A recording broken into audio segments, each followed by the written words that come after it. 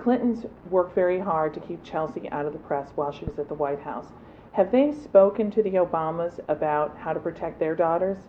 Mrs. Clinton has spoken directly to both President-elect and Mrs. Obama about how to keep the privacy of their family very private, and in particular how to protect their children from the press and also just curious onlookers. The Obama family, I understand, has really welcomed that advice and is making sure that the girls are protected by friends, that, as Hillary puts it, it takes a village to raise a child. And so not only did she have her parents, Chelsea, but she had people like me who were watching out for her, better interests and making sure that there weren't people who were trying to take advantage of her, and making sure that if there were issues that arose, that we were able to attend to those.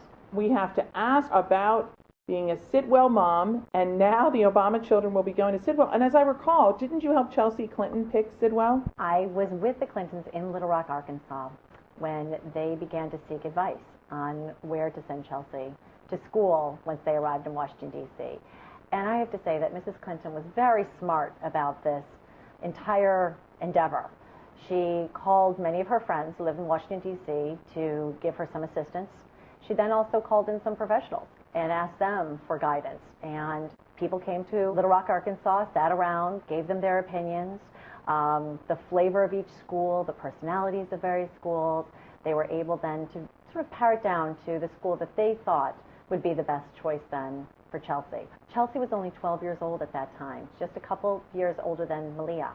And she had a certain idea of what she wanted as well. She's as headstrong as both of her parents and had a very firm idea of what she was looking for in a school. And at that time, there was some pressure, as there is now, for the president and new first lady to send their daughter to a public school and to make a statement. And the Clintons chose not to politicize this choice. They chose to make this decision a very personal one, and I'm glad that the Obama family went down the same path. Did the school come to you and ask your help to try to get them there?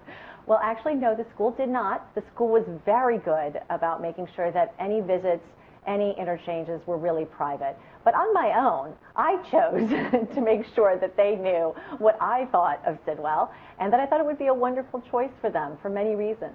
That the privacy of the grounds, that the new young women would have all the security and privacy that they needed. I think that people can remember those pictures of Amy Carter trying to get into public school and the press having full access and having to fight that every day when she was going to class. That would not be the case on the private grounds of a private school like Sidwell. How hard is it to be a young girl at the White House?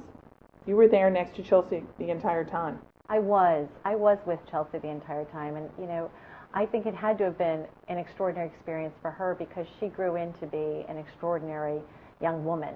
I think that there were some bumps in just getting used to this very big house, historic home. And the Clintons worked very hard to personalize it, make her bedroom the colors and the scheme that she wanted them to be, putting up posters, how she wanted the posters put up. But it takes a little getting used to. And one wonderful piece of advice that Jackie Kennedy gave to Mrs. Clinton was surround her with friends. Bring lots of friends with you. Bring friends from Arkansas, friends that are familiar, and bring in the new friends that she's going to meet at her new school, and just have young people in the house all of the time. Did you help her sneak out of the White House ever? No. There was no sneaking. Do you think having those young people made President Clinton a better president? Oh, I do. I absolutely do. I think for President Clinton, first and foremost in his mind is always his daughter's welfare. And if she was happy, and if the house was a happy house, it certainly made him a better president. I'm Tammy Haddad for Newsweek. Visit my TamCam blog for whatever's happening in Washington right here at Newsweek.com.